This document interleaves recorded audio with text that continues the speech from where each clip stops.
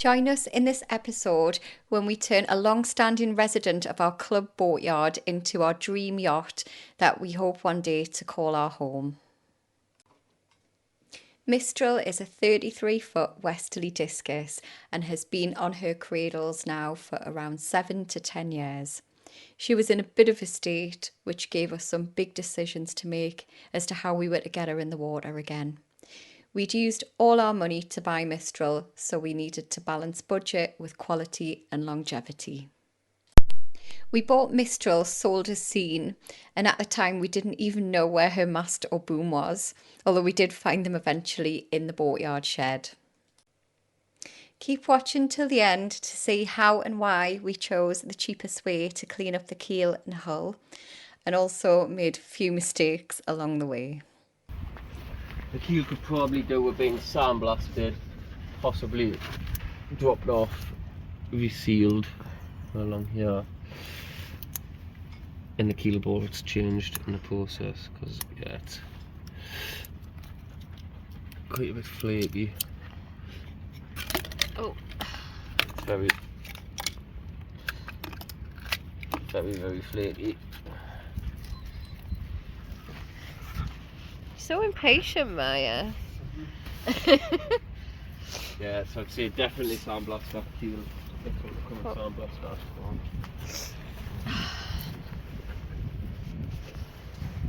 I'm guessing that must be for your depth.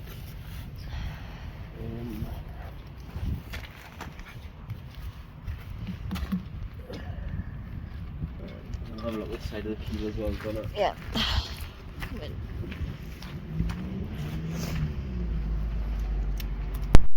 the proper way to sort our keel out would have been to take it back down to the bare metal by having it sandblasted. After that, we'd have to have applied a 2-pack epoxy resin, sand it again, fair it to make it even, more 2-pack epoxy, then a primer and then an anti-foul. The cost of that we estimated would be about £600 to £800, and most importantly it would have took up lots of our most precious commodities, which is our time and energy. It was already summer, which is short-lived in the northeast of England, and we just wanted it done and in the water as quickly and cheaply as possible. Luckily, when we checked the keel bolts, we noticed that they were stainless steel. The original keel bolts to Mistral were not stainless steel, so they had been replaced at some point, and we were happy with that. Right.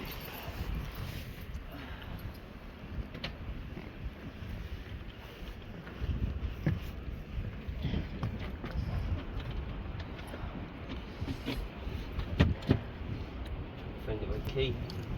Yeah, it's quite comfortable. Double bedroom in the back. It's got a good diesel heater and stuff in it. So it has some.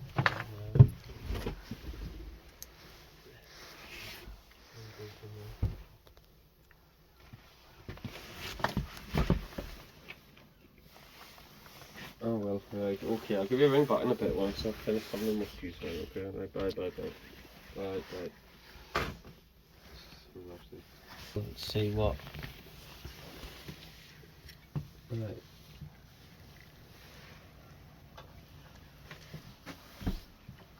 Right, you can try stuff. I've turned some pot on, Donna, so if you see switches or anything, you can try. Okay, there's a load down behind you there, you know, side of the companionway. Cabin. Yeah. Oh, we've got some Donna, lights, some lights Yeah. work. Yeah, so we've got the 4 cabin lights and work. Yeah. Nav lights, mast, steam.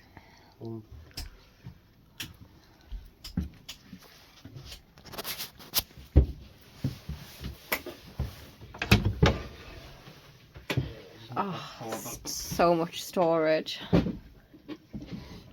Yeah, there's a lot of stuff. So it looks like it's got a decent-ish, fairly newish battery charger fitted in it, Donna. Uh-huh. Although the accommodation was dusty and messy, it was also dry and comfortable. We knew the engine started before we bought Mistral, and not long after we found out that the auto helm still worked, which was amazing. The through holes were fine other than the one that comes out of the head.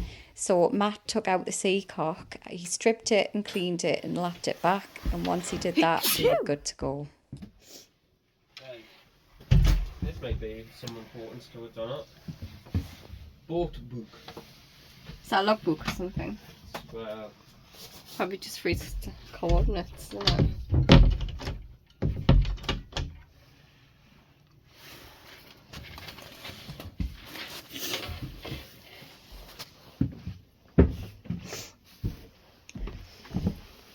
Pull out double bed, same colour. which there's an outboard there, so we can't pull it out. That's it. That pulls out to it's either a sofa or a double bed. Fold out table, drinks cabinet. The keel was balanced on some blocks of wood, which really was why we didn't get it sandblasted, because even if we did, we couldn't do the underneath anyway, so it would have been kind of pointless. So Matt ground down the keel himself and I sanded the hull, and it took us about a week in total. It really wasn't an easy job at all, but we just did it and it got done. I did look around for a scabbler to use instead of the grinder, but I couldn't find one anywhere. But then we found out we can get an attachment that goes onto the grinder, so we know that now for next time.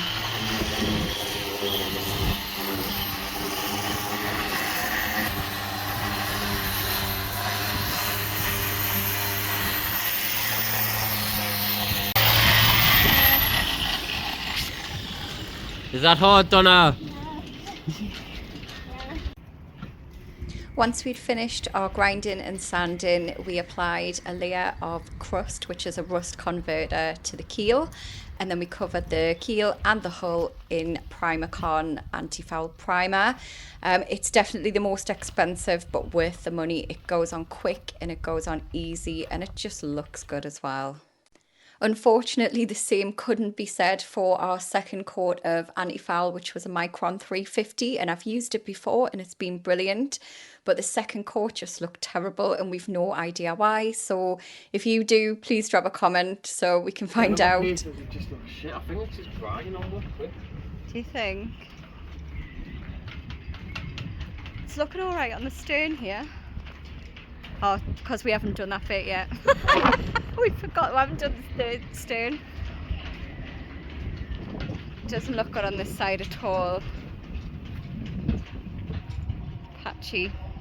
So it was actually forecast for rain all day, but we've got some lovely sunshine and it's dry. So fingers crossed it's going to stay like that.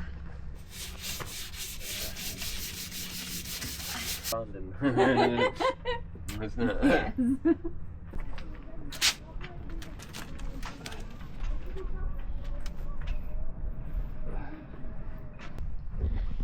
So our first coat of anti-foul on the boat went really well. It looked amazing. We put the second coat on yesterday and it looks terrible, and we don't know why. It was so strange when I was rolling it on. It was like it just wasn't spreading out at all. It was thick and cakey, and it looks terrible. I don't know if the camera's going to pick it up or not, but you can see all the roller strokes in it. It doesn't look good at all. We were given some paint to do the stripe with, which we didn't really check out what it was. We just took it and used it. We put that on yesterday and it's still wet in places and transparent. You can see through where we've sanded below it. So yeah, we left all this to the last minute, not deliberately. We were both poorly. Beginning of this week, the boat goes in the water tomorrow and we don't know what to do.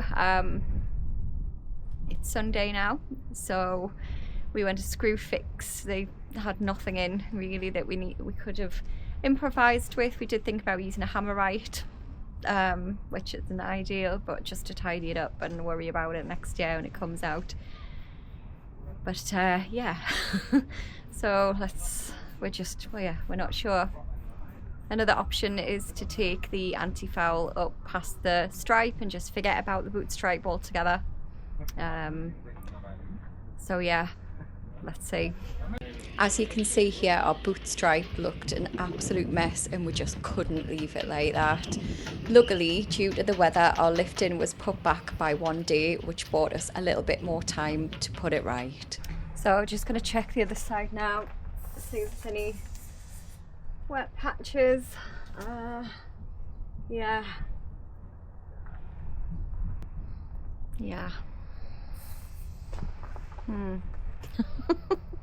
Oh my god. Another problem is that if we do just take the stripe away and bring the anti-foul higher, is that the paint we put on yesterday on the stripe is still wet in parts. We've got enough Primacon, we've got just enough anti-foul, but is the Primacon going to take over the paint we put on yesterday? We don't know. Okay, so the sun's out now and we've decided we're gonna take up the anti-foul above the stripe and just not have the stripe. We've got some thinners that one of our friends in the boatyard gave us, which is fabulous. So we're just gonna try and get some of the sticky reactive paint off and then just anti-foul over the top, and that'll have to do, hopefully. So we've got a very high water line now. I think we're going to possibly move everything we own onto the boat to bring it down. Maya's got herself stuck.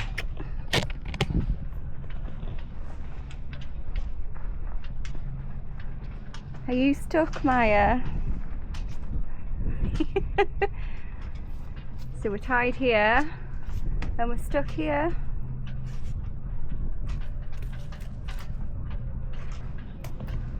No, she's okay. Well, it's just starting to rain now and we've finished. To be honest, I'm happy with that. The line's pretty high, but are you happy with it, Maya? Yeah, Maya's happy. Maya's happy.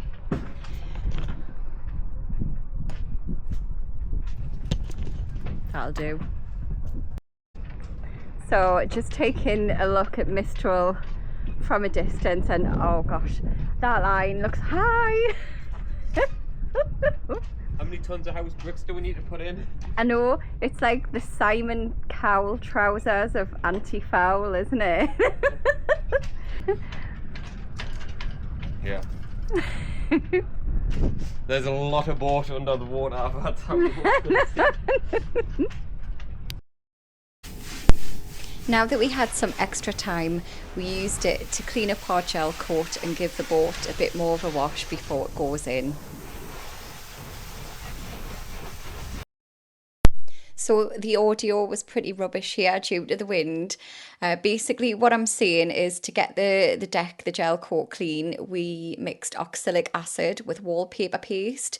And the purpose of the wallpaper paste is to make the mixture sticky so it sticks to the deck and does its thing. Don't do what we did and forget to put your overalls on or your eye protection, because this stuff will ruin your clothes and it will really sting your eyes if it gets in. Right, so that's our boat covered in the oxalic acid and wallpaper paste mix. We can already see all of its black residue coming off already, so now we're going to jet wash the whole thing.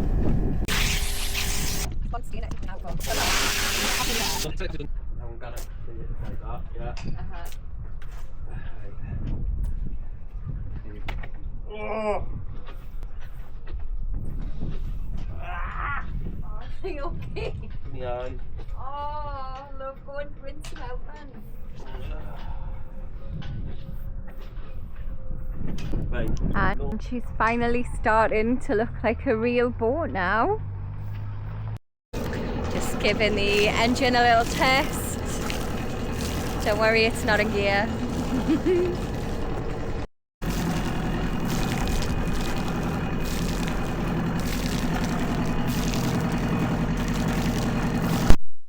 If you've made it this far in the video, then thank you very much for watching. Join us next time when we lift in and step our mast. See you then.